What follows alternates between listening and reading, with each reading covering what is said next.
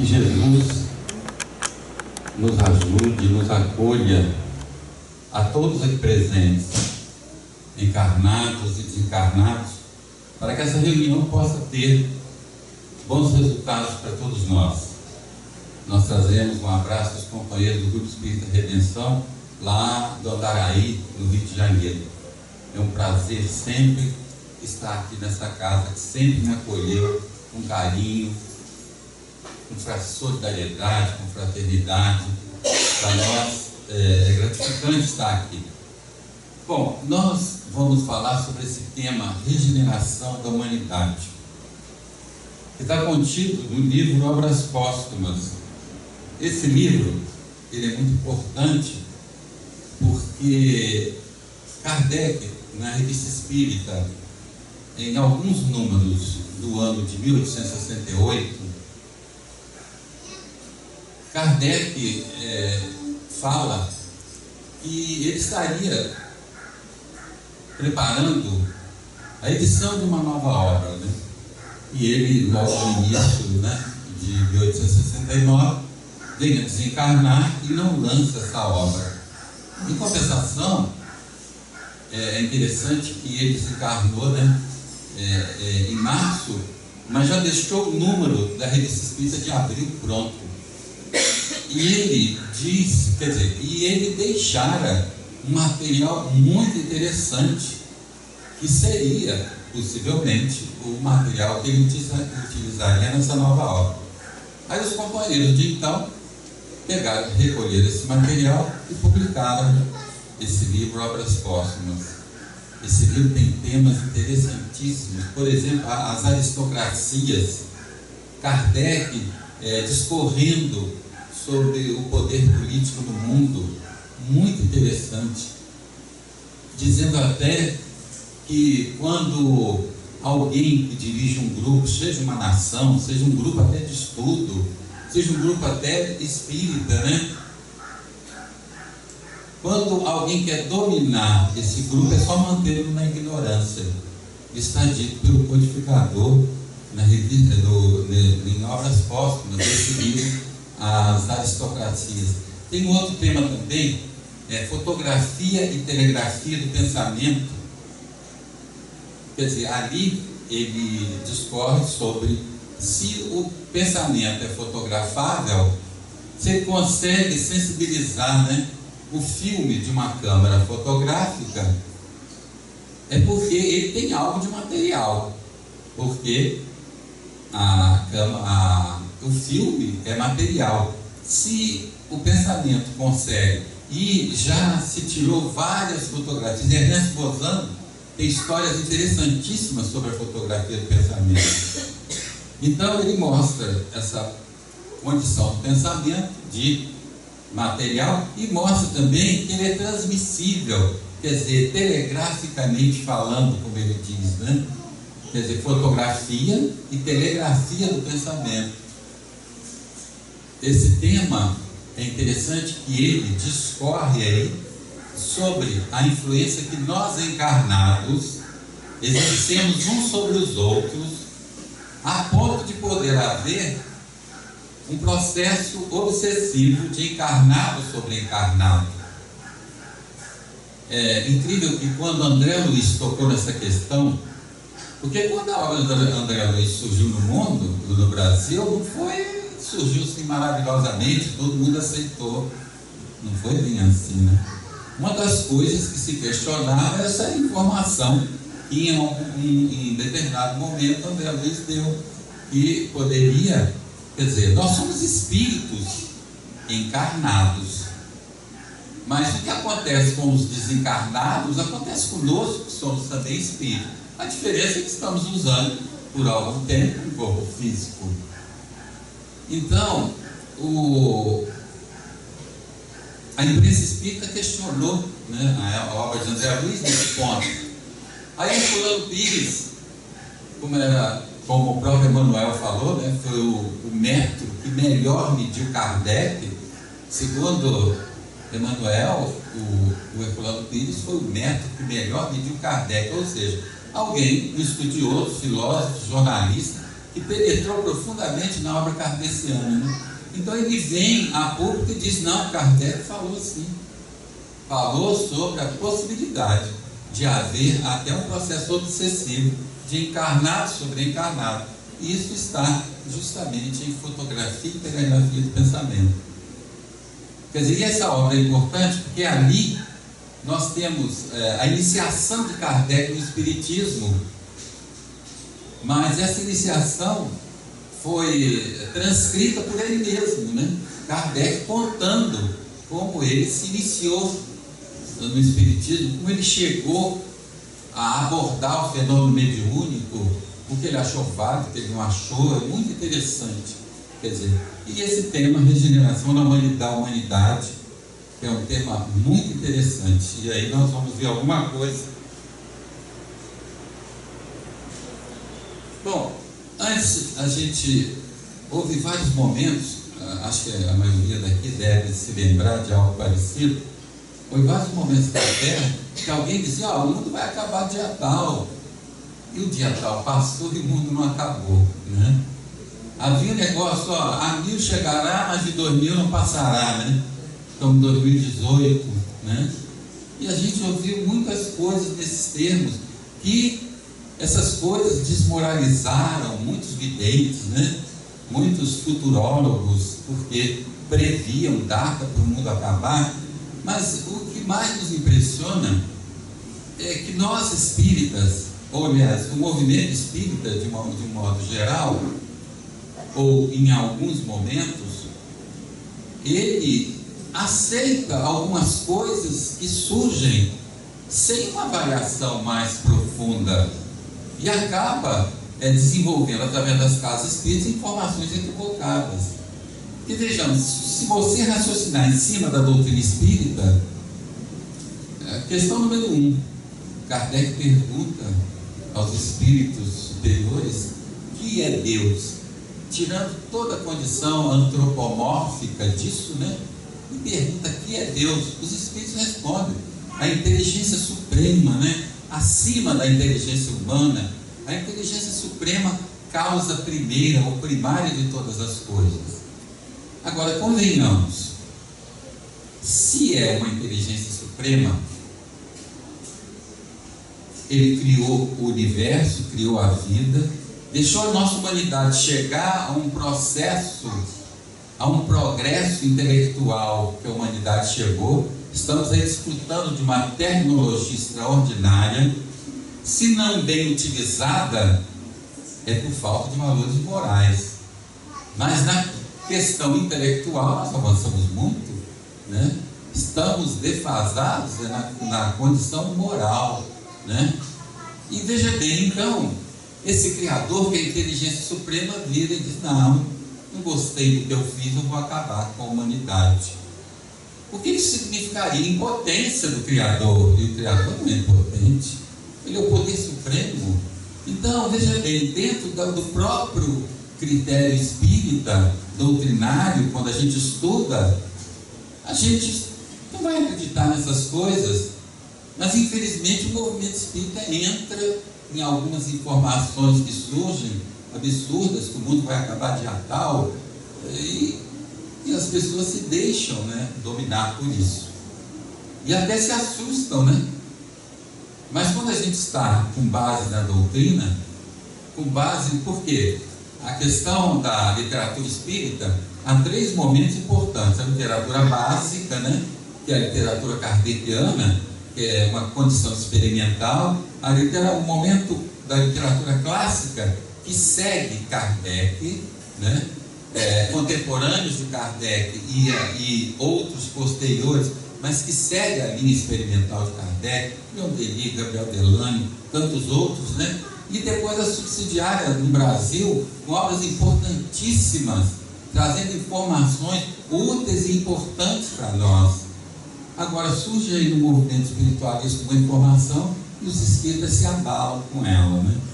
Então, a gente imagina que a gente tem que estudar mais um pouquinho, né?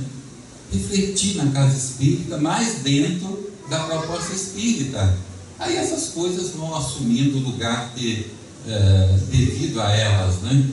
Então Kardec diz, precipitam-se os acontecimentos com tanta rapidez que já não vos diremos, os tempos aproximaram-se, mas sim, são chegados os tempos. Não tomeis essas palavras como anúncio de novo dilúvio, de algum cataclismo ou de uma comoção geral. Então Kardec, naquela época, já dizendo que os acontecimentos tinham chegado. Só que tempo no mundo espiritual é uma coisa, e tempo aqui para nós, às vezes, são coisas bem, um tanto diferentes, na contagem. Mas Kardec já estava nessa relação com os espíritos já há bastante tempo, quando ele escreve isso. Então, ele reconhece isso e diz para nós: os tempos são chegados. Não tomeis essas palavras como anúncio de um novo dilúvio, quer dizer, um cataclismo. E quantas vezes, apesar dessa advertência dele, nós espíritas tomamos isso como verdade, Continua ele. Convulsões parciais do globo têm se dado em todas as épocas e ainda hoje se dão, porque são inerentes à sua constituição, mas não são sinais. Entretanto, tudo que está predito no Evangelho tem que se cumprir, e neste momento se cumpre, como conhecereis mais tarde. Quer dizer, então, veja bem, ele dizendo que tudo que foi predito no Evangelho vai acontecer, só que vai acontecer paulatinamente, e mais tarde, que normalmente é assim, a gente só avalia as coisas depois da ocorrência. Depois da ocorrência é quando que a gente vai estudar as causas e consequências da ocorrência, é que a gente verifica a veracidade daquela ocorrência antes do que fora dito antes por Jesus, Então ele diz que, entretanto, tudo o que está predito no Evangelho tem que se cumprir. E Jesus fala fartamente sobre essas condições difíceis, porque estamos passando na atualidade, Nós precisamos compreender o porquê disso e porque estamos aqui num momento tão difícil e complexo,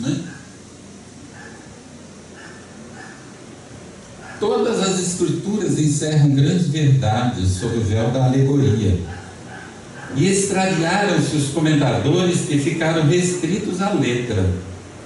Faltou-lhes a chave para compreender o verdadeiro sentido, a qual está nas descobertas da ciência e nas leis do mundo invisível que o Espiritismo veio revelar. Quer dizer, as escrituras, o Velho Testamento, o Novo Testamento, tem informações importantíssimas.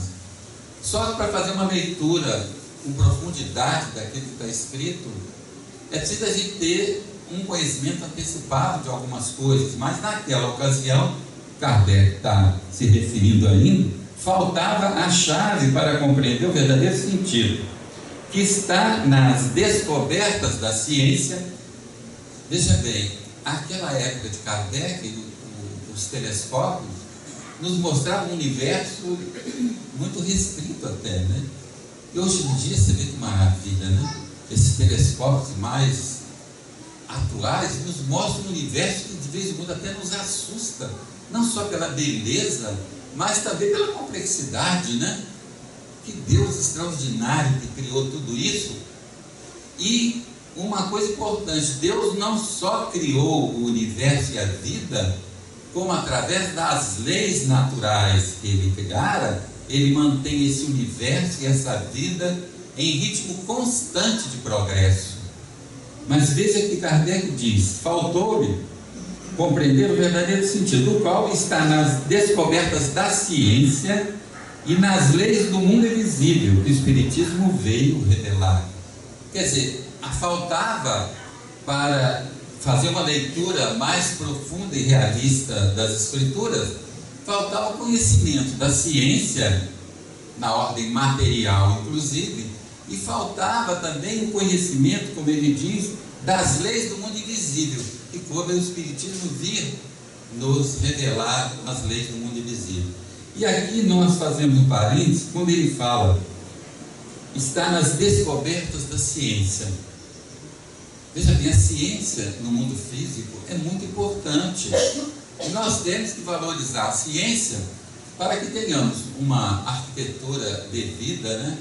Uma engenharia adequada ao progresso, sempre progredindo, para que tenhamos todos os ramos da ciência em ritmo constante de progresso, para que o ser humano, né, tenha melhores condições de viver.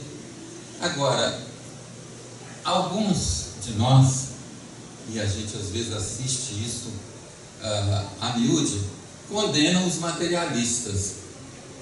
Quer dizer, essa ciência humana, a ciência do mundo material, praticamente, quem trabalhou em cima dela severamente foram os materialistas, filosoficamente falando.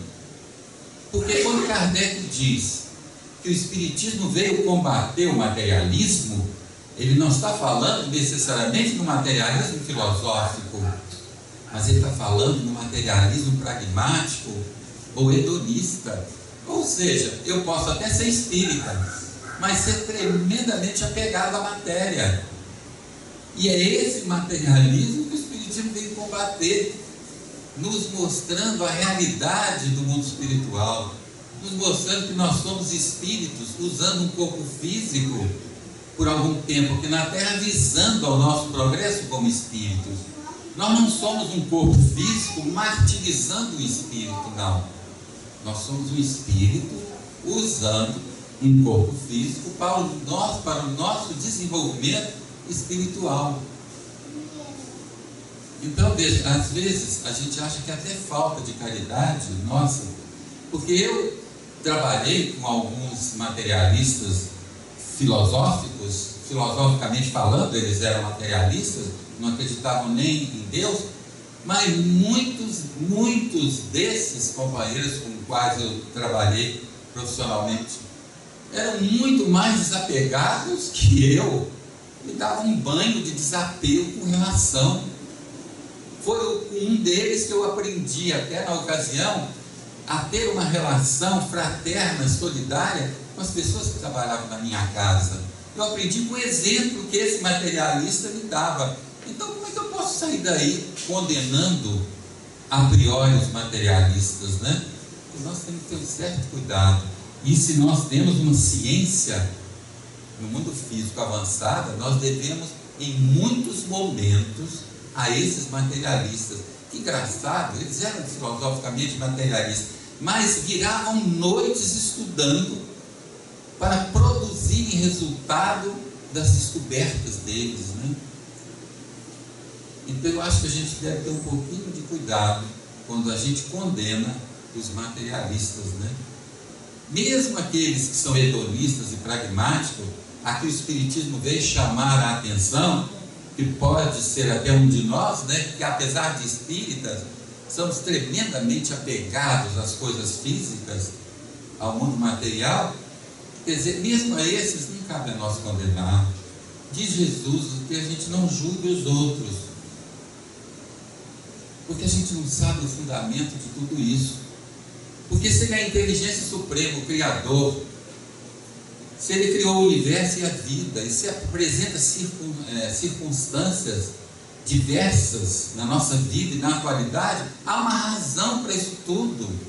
Nada disso é o acaso, nada disso é fortuito. Quer ver uma condição importante quando se fala em diferença, né? Que a gente tem que entender as diferenças. Eu acho que a palavra diferença nem corresponde muito, porque quando fala em diferença parece que alguém tem menos, né? Eu acho que diversidade é que é a grande proposta da atualidade. A diversidade dos caracteres humanos é uma bênção de Deus para nós. Diz na Lei de Sociedade, no Livro dos Espíritos, que é através da vivência, né, com aqueles que pensam diferentes, com aqueles que nos trazem amostras das suas experiências diferentes das nossas, que nós temos possibilidade de refletir até de confirmar se a nossa proposta é coerente ou não, ou a gente tem medo, né? Certa feita até um companheiro,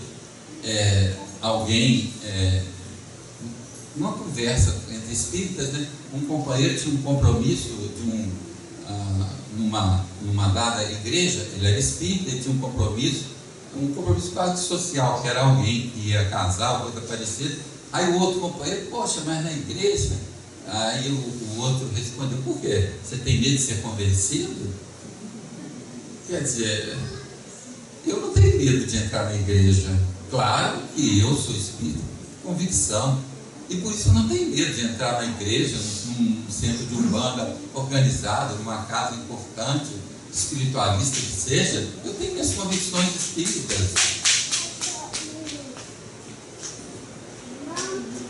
Tudo segue, diz Kardec, a ordem natural das coisas, jamais serão invertidas as leis imutáveis do Criador. Quer dizer, as leis imutáveis. E se essas coisas que ele criou se produziram, se refletiram na sociedade de determinada forma, e estão ali, de certa forma, aos nossos olhares, sendo vistas por coisas imundas, por coisas indecentes, por coisas desprezíveis, eu acho que o nosso olhar é que talvez não esteja tão adequado, né? Não esteja adequado segundo a proposta do Cristo, porque o Cristo disse para nós que não julgássemos o outro, que às vezes a gente fica preocupado com um cisco que tem no olho de alguém, quando nós trazemos uma trave enorme no nosso. Engraçado que a trave, por maior que seja, não nos incomoda. O que nos incomoda é o cisco no olho do outro. Você vê que coisa estranha somos nós, né? E somos eu e vocês, somos todos nós somos assim.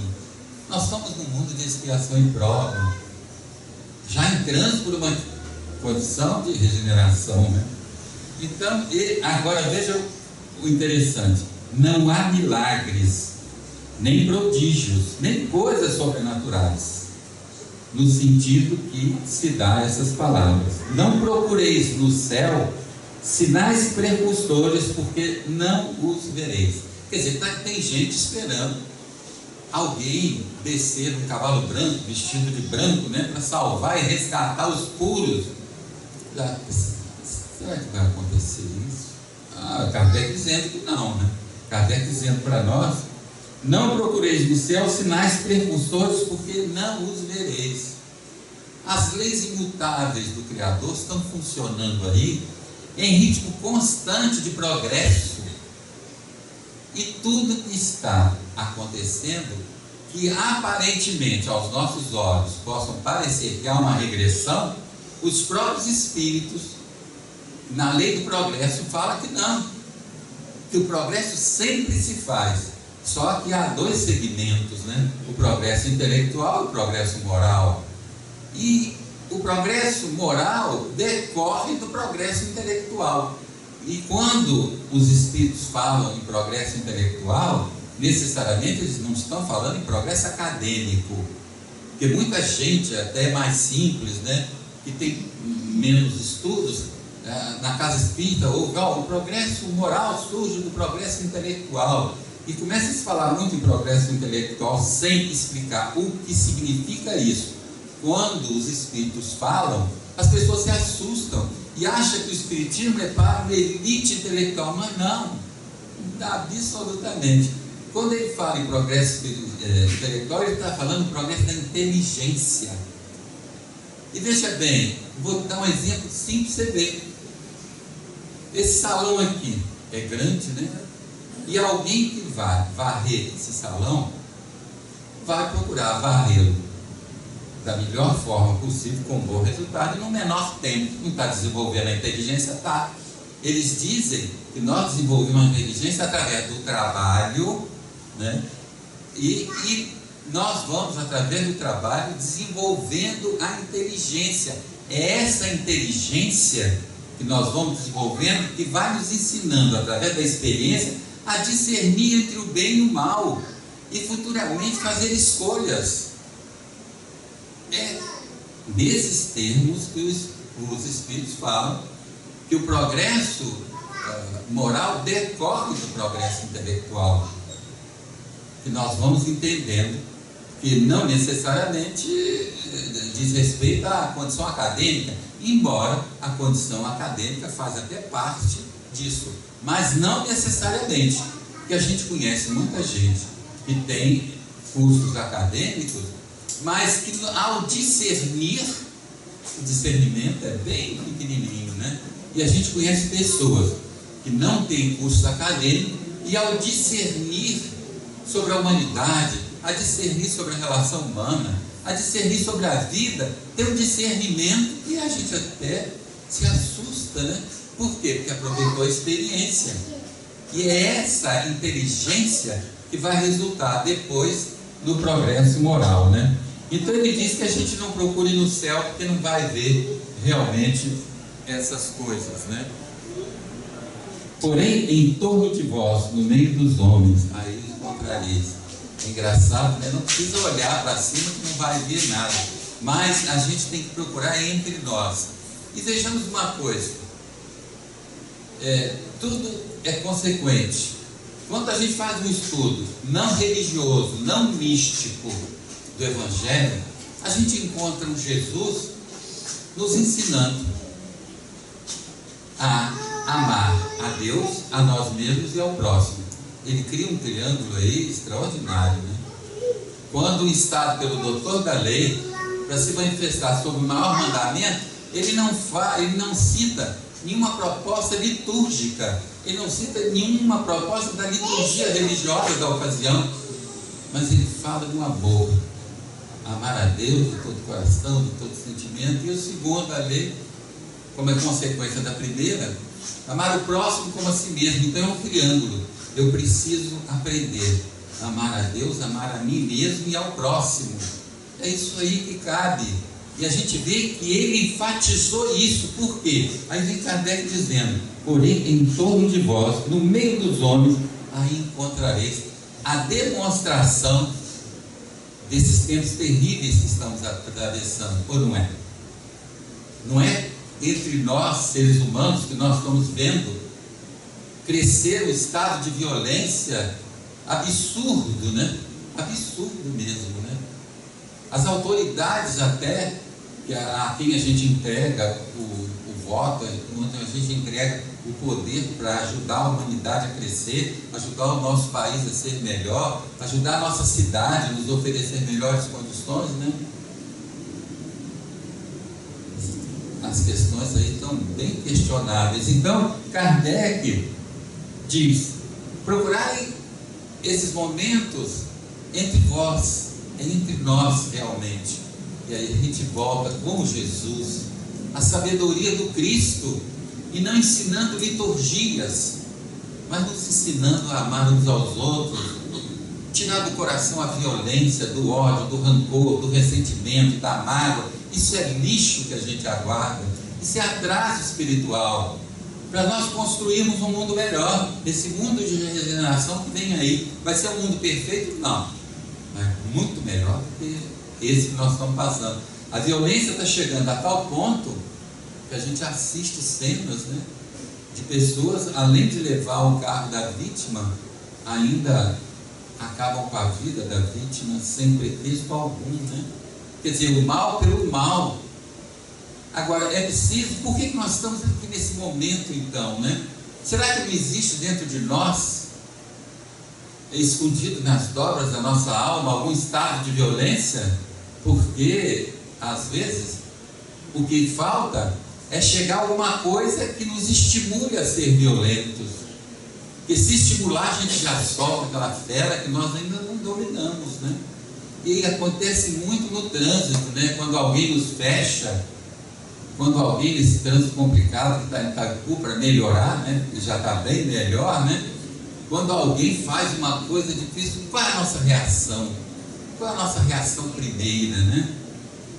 E aí que nós temos a oportunidade de nos conhecer e temos a oportunidade também de ver o grau da nossa violência. Não adianta mostrar a violência do outro se nós ainda trazemos, né, nos refolhos da alma, violências que nós ainda nem conhecemos. Então Kardec manda procurar esses sinais entre nós, né? E eles estão aí. Não percebeis que sopra um vento pela superfície da terra, a qual agita os espíritos? O mundo espera alguma coisa e sente-se dominado de um vago pressentimento da próxima tempestade.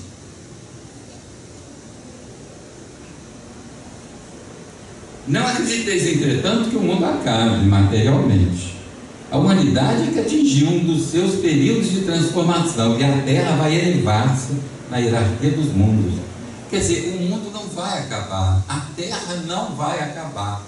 Como eu mostrei no início, Deus criou, não só criou, como mantém a Terra em ritmo de progresso, até que ela cumpra com a sua finalidade. Um dia, daqui a milênios, ou milhares de anos, ou milhões, um dia ela vai acabar, quando ela não tiver mais utilidade.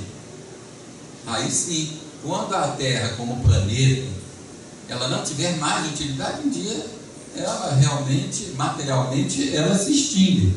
Mas ela não vai acabar. O que nós estamos passando é por um momento de transição dificílimo, e toda transição é complexa.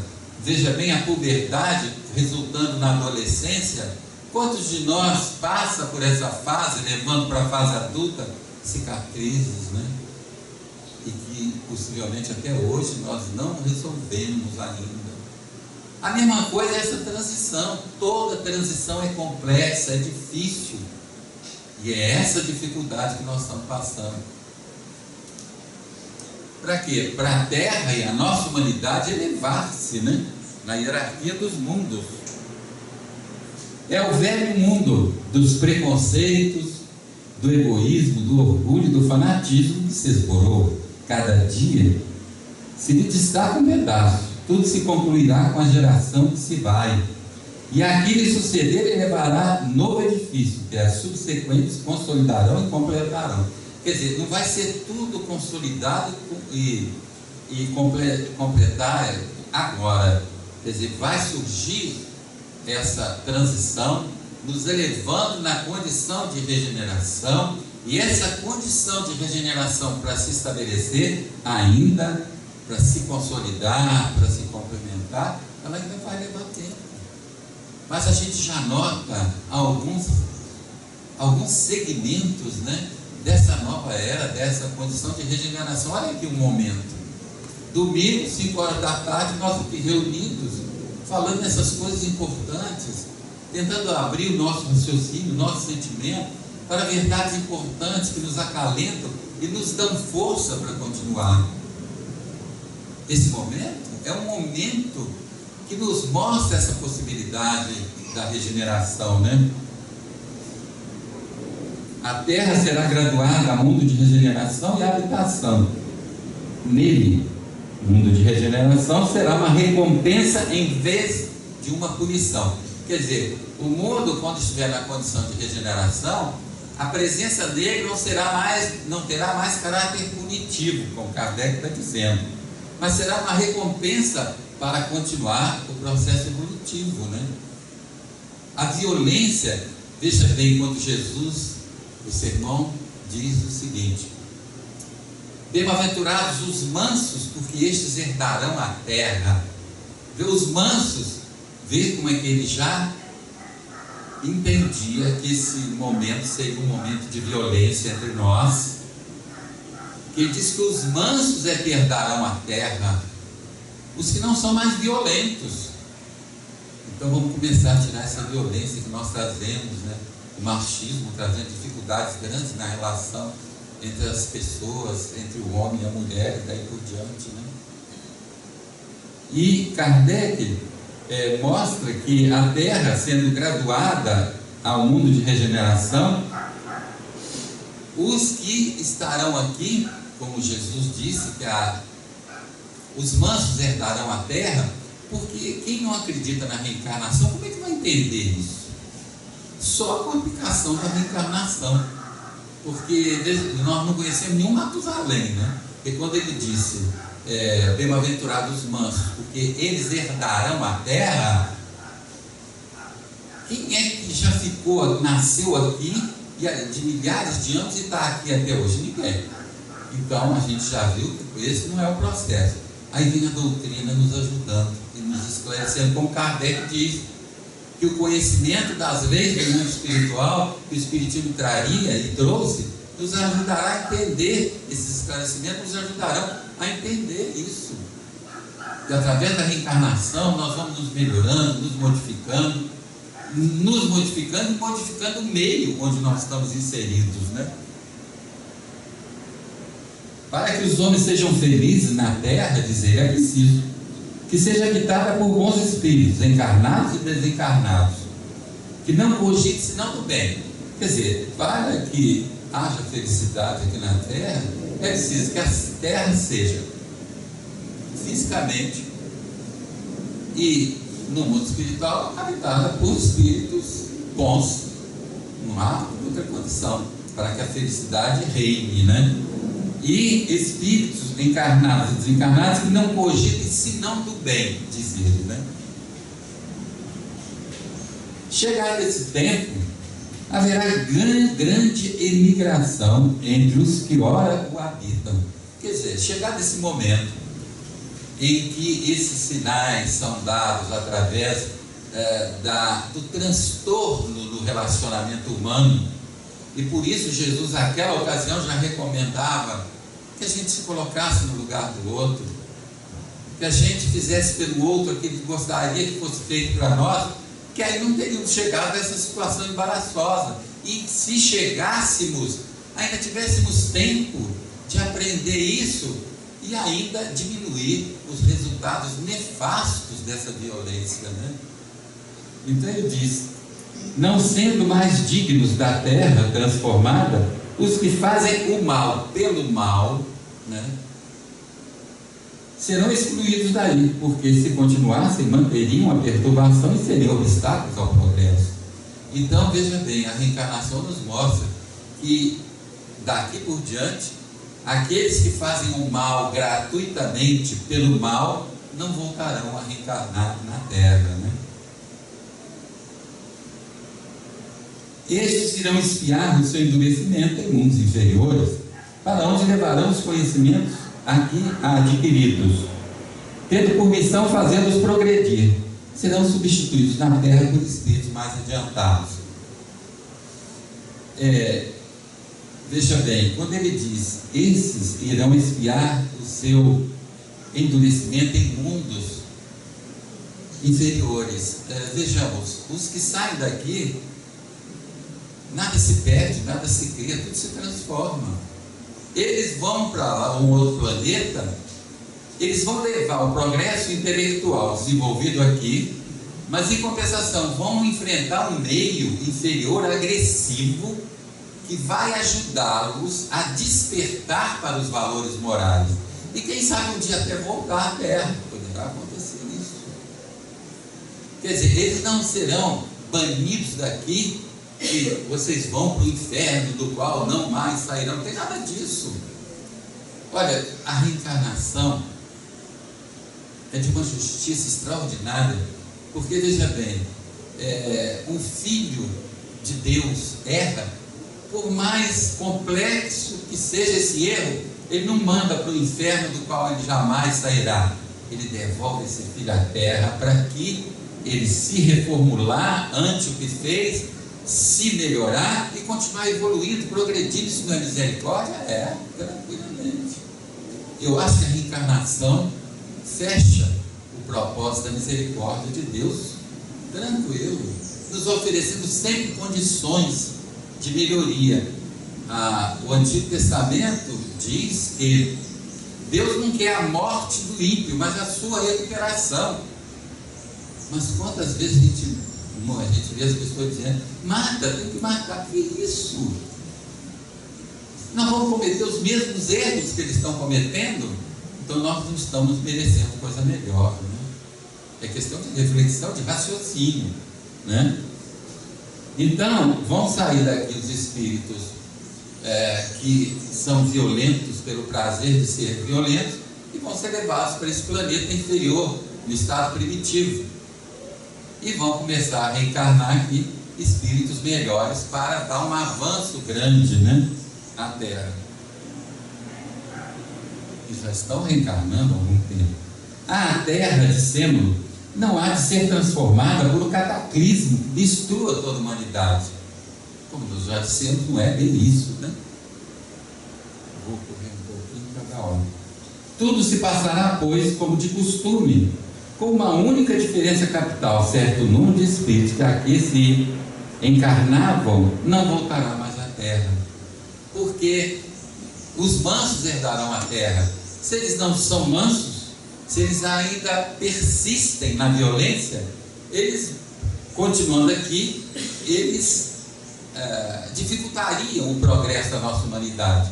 Então eles vão ser levados por um planeta inferior, onde a agressão do meio é maior do que a violência deles. E com isso, sofrendo as consequências disso, e precisando usar da inteligência que eles desenvolveram aqui, para se libertar daquela violência, eles vão compreendendo e discernindo sobre o bem e o mal, e vão optando pela conquista de valores morais, né? Como aconteceu na Terra, né? A partir de determinado instante, né? Em cada criança que nascer, em lugar de um espírito atrasado e propenso ao mal, surgirá um espírito adiantado e propenso ao bem. Não se trata, portanto, de nova geração corporal, mas de nova geração de espíritos. Ficarão assim desiludidos os que contavam com uma transformação sobrenatural e maravilhosa. Quer dizer, alguém imaginava que ia vir um fogo aí de cima, ou que vinha um anjo que ia transformar, né, levar os eleitos para o céu, ou para um mundo especial, né? Deus não tem preferência. Deus está trabalhando até pela recuperação do ímpio, do criminoso. A doutrina nos ensina a orar tanto pelos criminosos. Será que nós fazemos isso? É preciso que nós, nas nossas orações, estendamos a nossa oração. Quer dizer, eu não sou exemplo para nada, mas algumas coisas a gente vai aprendendo até pelo viver, né? Eu, quando saio de casa atualmente, de carro, com minha esposa, eu rogo a Deus amparo e proteção, para que eu possa chegar até aqui em paz, mas peço a Ele que estenda também isso a todos aqueles que estão trafegando e transitando como eu naquele instante, que possam contar com o amparo e a proteção de Deus. Eu não gosto muito de dizer vai com Deus, porque olha, a gente sempre está com Deus. Eu não vivo, nem você vive sem Deus. Então, quando a gente diz vai com Deus, a gente está falando uma coisa que é até uma forma um pouco distorcida, né? Vai em paz, vai sob a proteção de Deus, tudo bem. Porque às vezes, em determinado momento, a gente não é que fuja da proteção, a gente não está em sintonia direta com ela, né? Então não vai acontecer nada de maravilhoso, de sobrenatural. É isso que Kardec quer fazer crer. A época atual é de transição, já se misturam os elementos das duas gerações, pelas disposições morais e principalmente pelas intuitivas e inatas. É fácil conhecer a qual das duas pertence cada indivíduo. Claro, a gente conhece quem é que possivelmente. Agora, eu acho interessante que alguns companheiros, né, às vezes entusiasmados com a doutrina, a gente até compreende. Dizem, olha, nós vamos voltar. Eu não posso garantir que eu vou voltar. Eu estou fazendo o possível. Eu estou fazendo o possível para me tornar uma pessoa melhor, mas não perfeita. Esse é o nosso problema, que a gente quer, num espaço de tempo pequeno, se tornar anjo, santo ou coisa parecida. Na minha época que eu entrei, eu já tenho 50 anos de movimento espírita, né? Então as pessoas entravam para o espiritismo, logo deixavam a barba crescer, achando, os homens, né? Achando que isso aí dava uma certa. Olha, não adianta nada, barba grande, coração pequeno, resolve não. É um grau direto. O que importa é o nosso coração, o nosso sentimento. Porque o que vai definir é isso.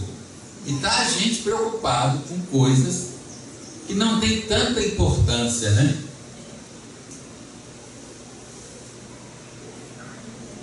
A nova geração distingue-se por uma inteligência e uma razão geralmente precoces e com um sentimento inato do bem, o que é sinal de anterior progresso. Não será composta só de espíritos que tenham grande superioridade, mas daqueles que, tendo progredido, já são predispostos a assimilar toda ideia progressiva e aptos a secundar o movimento regenerador. Muito importante isso para nós. Isso nos alivia um pouco, porque muita gente pensa que só os perfeitos é que vão voltar aqui, mas perfeição não existe na Terra. Então vamos ver, Kardec nos mostra aqui que não será composta só de espíritos que tenham grandes superioridades, mas daqueles que, tendo progredido, já são predispostos a assimilar toda a ideia progressiva, não são resistentes ao progresso, se mantêm ainda firmes no seu antagonismo, até com a própria vida, né? Se mantêm ainda cheios de preconceitos, cheios de ilusões. Uma vez, um determinado instante, conversando com os companheiros, e eles tocavam na questão da homossexualidade, né? Aí, um estava intransigente nessa questão, intransigente demais. Aí eu falei com ele: vem cá, a homossexualidade, se não me engano, existe no mundo a partir de quando? Ele disse assim: não, desde que o mundo é o mundo que existe aqui. Eu digo: e foi você que criou? Eu disse: eu não. Eu digo: então como é que você quer mudar? Muda você, que as coisas mudam. O modo de ver, né? A gente tem que ver nas relações. A Emmanuel, no livro Vida e Sexo, ele não fala em relação homossexual, ele fala em relação homoafetiva. Que elegância, né? O espírito superior é assim, ele vê a coisa de forma acima, né? Ele fala em relação homoafetiva, mas a gente fica focado no sexo. Por que a gente tem medo dele? Ele ainda é um bicho papão para nós, que nós ainda não fomos capazes de vasculhar por dentro de nós, para ver onde nós falhamos, onde nós deixamos essa coisa escondida, que ela ainda faz barulho na nossa cabeça. Quem não tem problema, não vê problema nos outros, vê uma condição afetiva. E aí a gente vai encontrar em Kardec, se vocês tiverem oportunidade, leiam, As Mulheres Têm Alma, um artigo de Kardec na Revista Espírita de janeiro de 1866. É uma pergunta que ele faz: as mulheres têm alma? Porque houve tempo em que se questionava isso. Se a costela de Adão foi para Eva, e a alma pode não ter querido ir na costela, então a mulher podia não ter alma, né?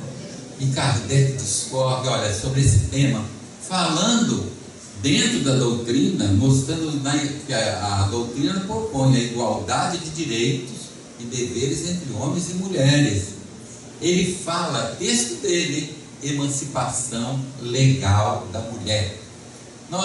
Veja, 1866, esse homem estava muito à frente do seu tempo, em 1866, falando em antecipação legal de vocês, mulheres, que até hoje ganham menos na mesma profissão e no mesmo trabalho que um homem realiza.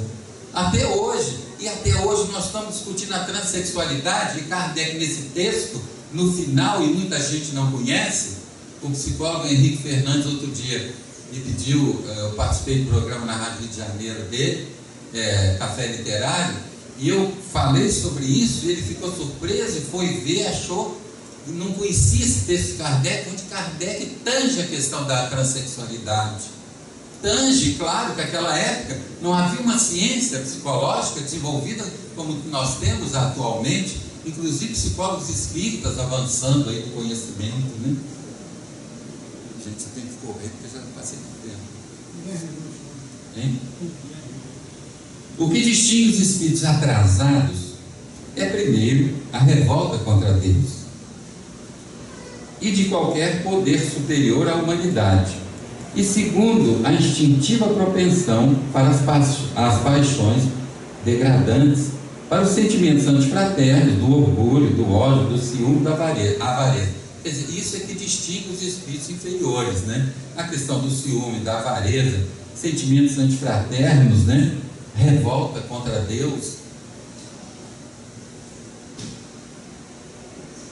Não pensem, porém, que, em virtude da falada imigração, todos os retardatários serão expulsos da terra, atirados para mundos inferiores. Olha, isso aqui é um alento e uma explicação que Kardec faz, e que vê como as leis de Deus são justas.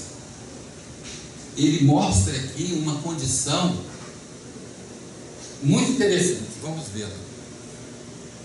Muitos destes retornarão à terra, por terem sido vítimas da influência da circunstância e do exemplo.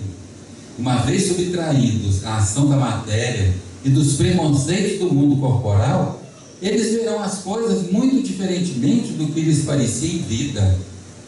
Veja que a coisa não é agressiva, não é sem razão, não é inflexível. Aqueles que estão praticando o mal, mas que trazem dentro de si instintos bons, mas que estão praticando o mal simplesmente pela força do ambiente em que foram criados, e a gente conhece muitos assim. Se tirá-los dali, eles se transformam, como a gente vê muita gente que nasceu, né, no mundo da criminalidade, e muitos saíram, e muitos têm condição de sair. Às vezes basta um puxão. Eu não estou dizendo que todos, mas há muitos, e a gente vê exemplos aí constantemente, né, na televisão, apresentando esses exemplos. Então verão, uma vez subtraídos à ação da matéria e dos preconceitos do mundo corporal, eles verão as coisas muito diferentemente do que lhes parecia em vida. Pelas preces e exortações podeis também contribuir para que melhorem. Eles poderão, pois, voltar e serão felizes, porque a volta é uma recompensa. Quer dizer, esses que estão praticando o mal, mas que não fazem o mal, pelo prazer de fazer o mal, eles fazem o mal por uma questão de condicionamento até social, a que foram submetidos, eles só aprenderam aquilo. Eu pergunto, se tivéssemos nós sido criados naquele ambiente, o que resultaria de nós? Você já pensou nisso? Quando você condena um desses meninos, uma dessas moças, um desses rapazes, né? Você já pensou você nascendo, sendo criado da forma que eles foram? Você teria forças morais para superar aquilo? Muitos tiveram, mas será que eu teria? Não sei. Então eu vou seguir a orientação de Kardec, de Jesus, dos Espíritos, e orar por eles, para que eles tenham forças para se modificar, né? E quando a gente sabe, quando a gente ora pela gente, pela família da gente, ora, estende essa oração pelas famílias que estão sofrendo dificuldade também, como nós estamos.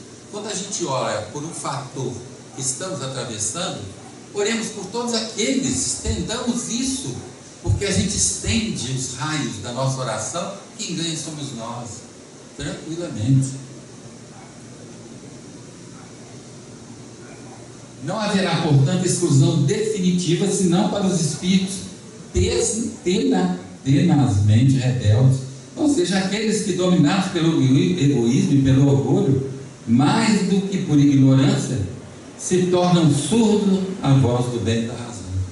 Quer dizer, só aqueles que, voltados exclusivamente para o mal, aqueles que fazem o mal pelo prazer de fazer o mal, esses é que não retornarão. Mas aqueles que ainda têm possibilidade de retorno, os Espíritos sabem melhor do que nós, que eles conhecem a vida de todos aqueles que estão reencarnados e reencarnando na Terra. Eles sabem das possibilidades, das potencialidades de cada um de nós, né? A grande parte, não ouvindo a voz de Deus, persistirá na cegueira. Em seu desvario correrão para a sua perda. Serão impelidos para a destruição que dará origem a uma multidão de flagelos e de calamidades. Sem interesse, apressarão o advento da era da renovação.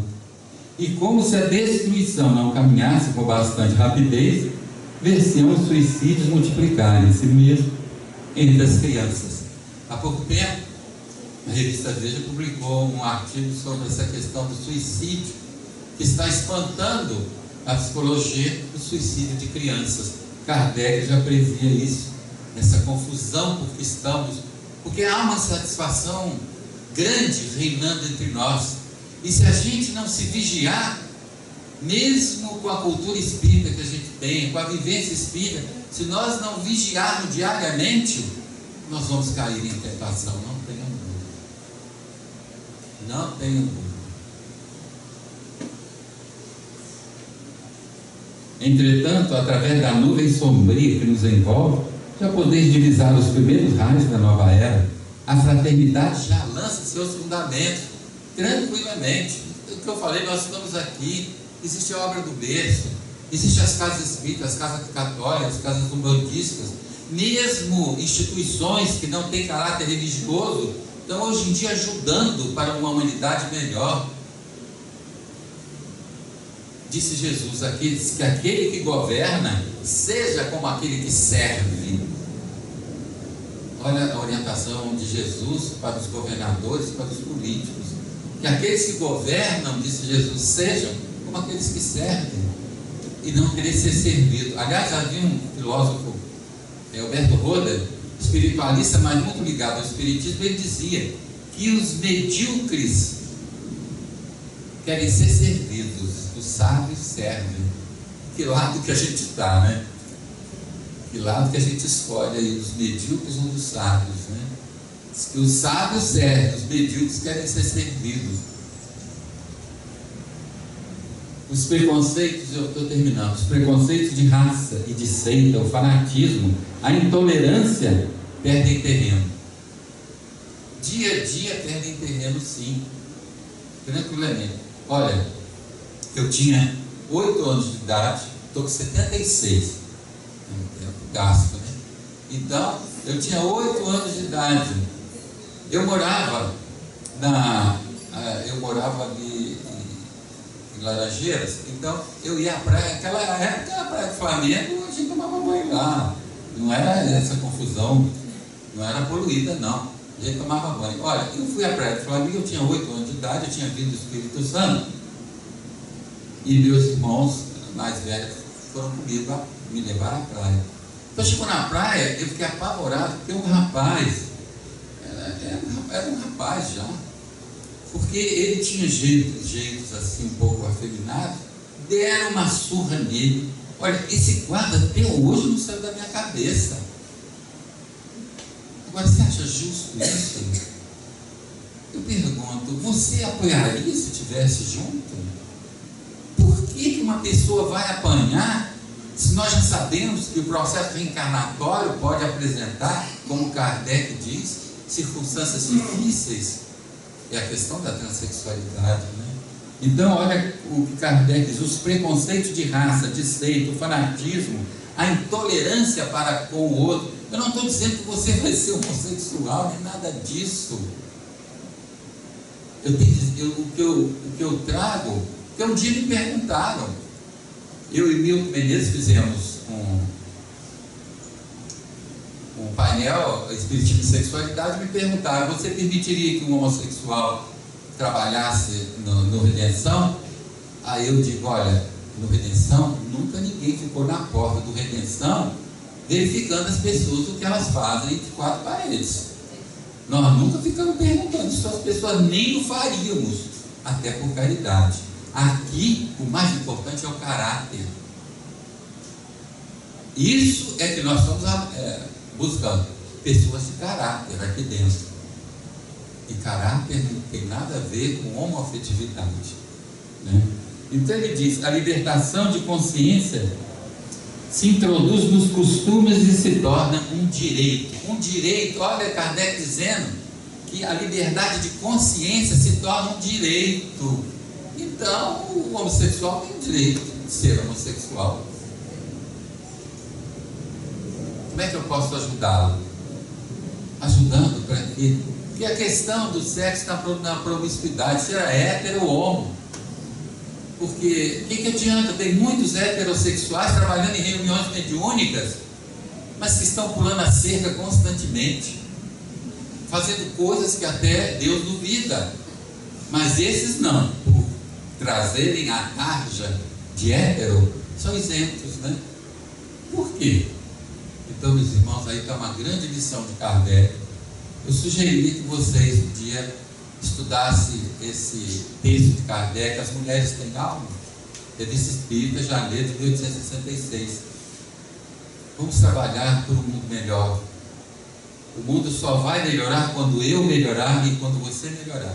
Se eu me melhoro, me torno uma pessoa mais fraterna, mais amiga, mais solidária. E se você também faz, o mundo melhora, a humanidade melhora, tranquilamente.